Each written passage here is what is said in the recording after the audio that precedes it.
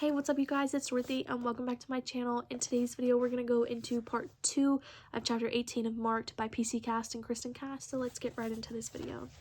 This video may contain sensitive topics of foul language. If you do not wish to continue, I suggest you click off the video now. You have been warned. Then I remembered that I had been trying to avoid everyone, which is why I was out here in the first place.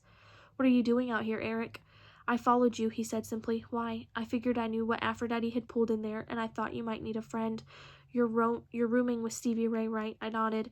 Yeah, I thought about finding her and sending her out here to you, but I didn't know if you'd want her to know about. He paused and made a vague gesture back in the direction of the rec hall. No, I don't want her to know. I stumbled over the words. I said them so fast. That's what I thought. So that's why you're stuck with me. He smiled and then looked kind of uncomfortable. I really didn't mean to listen in between you and Heath. Sorry about that. I focused on petting Nala so he'd watched Heath kiss me and then saw the whole blood thing. God, how embarrassing. Then a thought struck me and I glanced up at him, smiling ironically. I guess that makes us even. I didn't mean to listen in between you and Aphrodite either. He smiled back at me. We're even. I like that. His smile made my stomach do funny things. I wouldn't really have flown down and sucked Kayla's blood, I managed to say. He laughed. He had a really nice laugh. I know that. Vampires can't fly. It freaked her out, though, I said. From what I saw, she deserved it. He waited a beat and then said, Can I ask you something? It's kind of personal. Hey, you've seen me drink blood from a cup and like it, puke, kiss a guy, lick his blood like I'm a puppy, and then bawl my eyes out. And I've seen you turn down a blowjob. I think I can manage to answer a kind of personal question. Was he really in a trance? He looked like it, and he sounded like it. I squirmed uncomfortably, and Nala complained at me till I petted her quiet. It seemed like he was. I finally managed to say, I don't know if it was a trance or not, and I totally didn't mean to put him under my power or anything freaky like that, but he did change. I don't know. He's been smoking and drinking. He might have just been high. I heard Heath's voice again, rising from my memory like a cloying mist. Yes, whatever you want. I'll do whatever you want. And I saw the intense look he'd given me. Hell, I hadn't even known that Heath the jock was capable of that kind of intensity, at least off the football field. I knew for sure he couldn't spell the word intensity, not football. Had he been like that the whole time or just after you started to? Not the whole time. Why? Well, that rules out two things that could have been making him act weird.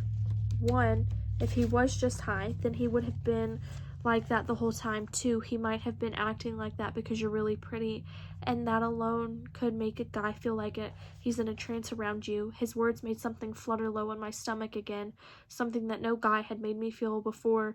Not Heath the jock or Jordan the sloth or Jonathan the band kid. My dating history isn't long, but it's colorful. Really, I said. Really, he grinned.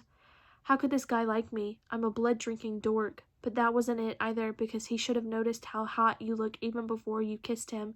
And what you're saying is he didn't seem entranced until after blood came into the picture.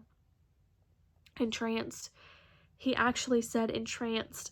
I was too busy smiling at his use of complex vocab to think before I answered him. Actually, it happened when I started to hear his blood. Say again? Ah, crap. I hadn't meant to say that. I cleared my throat. Heath started to change when I heard the blood pounding through his veins. Only adult vamps can hear that. He paused, then with a quick smile added, and Heath sounds like the name of a soap opera star. Close. He's a BA's star quarterback. Eric nodded and looked amused.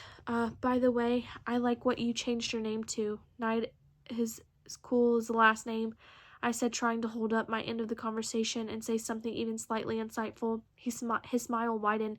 I didn't change it. Eric Knight is the name I was born with. Oh, well, I like it. Why didn't someone just shoot me? Thanks. He glanced at his watch, and I could see that it was almost 6:30 in the a.m., which still seemed freaky. It'll be getting light soon, he said, guessing that was our cue for us to go our separate ways. I started to gather my feet under me, get a better hold on Nala, so I could stand up, and I felt Eric's hand under my elbow, steadying me. He helped me up and then just stood there so close that Nala's tail was brushing against his black sweater. I'd ask you if you wanted to get something to eat, but the only place serving food right now is the rec hall, and I don't think you want to go back in there. No, definitely not, but I'm not hungry anyway, which I realized as soon as I said it was a big lie. At the mention of food, I was suddenly starving. Well, do you mind if I walk you back to your dorm, he asked. Nope, I said, trying to be nonchalant. Stevie Ray, Damien, and the twins would totally die if they saw me with Eric. We didn't say anything as we started walking, but it wasn't an awkward, uncomfortable silence. Actually, it was nice. Once in a while, our arms would brush against each other, and I thought about how tall and cute he was and how much I liked him to hold my hand. Oh, he said after a while, I didn't finish answering your question before.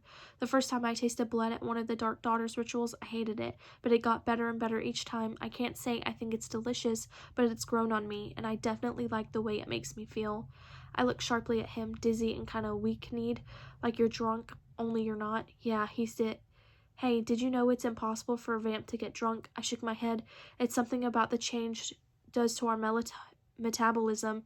It's even tough for fledglings to get wasted, so drinking blood is the way vamps get wasted. He shrugged. I suppose. Anyway, drinking human blood is forbidden for fledglings. Well, then why hasn't anyone clued the teachers in on what Aphrodite's up to? She's not drinking human blood. Eric, I was there. Blood was definitely in the wine, and it came from that Elliot kid. I shuddered. And what a gross choice he was, too. But he's not human, Eric said. Wait, it's forbidden to drink human blood? I said slowly. Oh, hell. That's what I'd just done. But it's okay to drink another fledgling's blood? Only if it's consensual. That makes no sense. Sure it does. It's normal for our bloodlust to develop as our bodies change, so we need an outlet. Fledglings heal quickly, so there's no real chance of someone getting hurt, and there aren't any after effects like when a vamp feeds off a living human. What he was saying was banging through my head like the annoying too loud music that blared in Wet Seal, and I grasped the first thing I could think clearly about. Living human, I squeaked. Tell me you don't mean versus feeding off of a corpse. I'm going to leave it off right there, and I will see you guys in the next video. Bye.